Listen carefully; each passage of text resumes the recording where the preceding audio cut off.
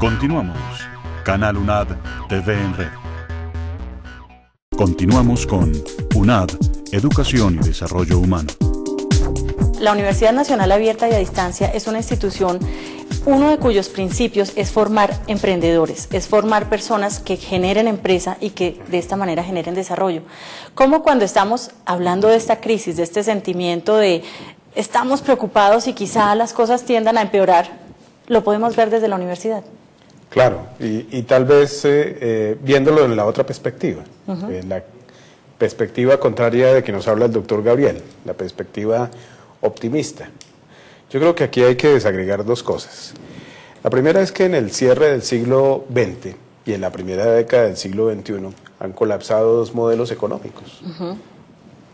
Colapsó, entre comillas, el neoliberalismo como modelo económico impuesto y fracasó estruendosamente el comunismo.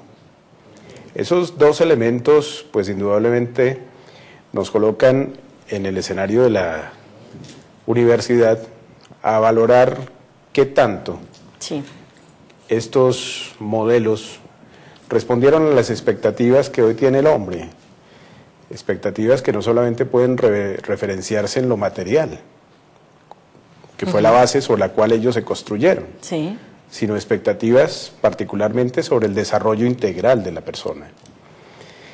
Y creo que la historia de la humanidad, más allá de este siglo que estamos corriendo y del anterior, nos demostró que todo lo que hoy hemos ganado en conocimiento y en desarrollo de la sociedad se da sobre un espíritu de solidaridad. Entonces no olvidemos que una universidad como la UNAD es una universidad que en su misión tiene claramente expresado el escenario de la solidaridad y el trabajo de las comunidades, para las comunidades y por las comunidades. Y ese es el tipo de líder que nosotros estamos formando. Y ese es el tipo de líder que seguramente necesita no solamente este país, sino América Latina y el mundo. Una persona que incorpora otros elementos a su propio proyecto de vida, que reconoce la importancia de lo material, pero no lo sublima para colocarlo como lo único fundamental del proceso de vida que pueda tener en este terreno de lo material, sino que empieza a incluir otros valores que son fundamentales, y entre ellos el emprenderismo es fundamental, que es el tema que tú traes. El emprenderismo entonces para nosotros no es ya un factor de exclusión, sino de inclusión social. Es un factor que invita a pensar en uno, a pensar en su familia, pero a pensar en una sociedad y en una comunidad que está ligada a un entorno.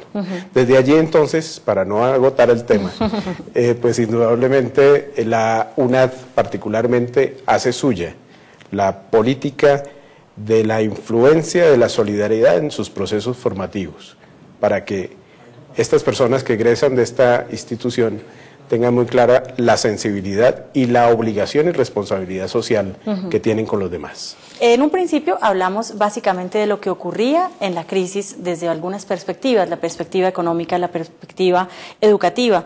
Y el doctor Turbay tocó un tema que me parece muy relevante, el tema de la psicología, el tema de la percepción de crisis.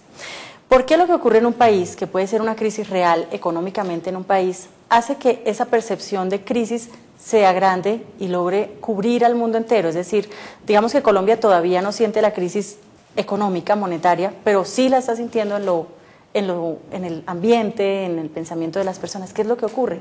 Bueno, con esta situación de crisis hay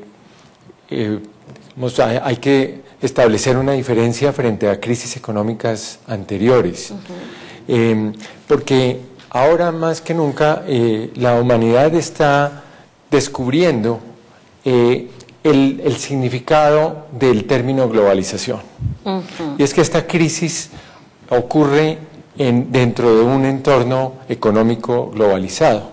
Y estamos viendo cómo lo que ocurre en los países industrializados se transmite, obviamente en sus efectos con algunos desfases o retrasos o rezagos, pero en términos de la información con un mundo que dispone de unas tecnologías de comunicación como las que ya podemos utilizar y aprovechar, pues esa información se transmite en términos reales.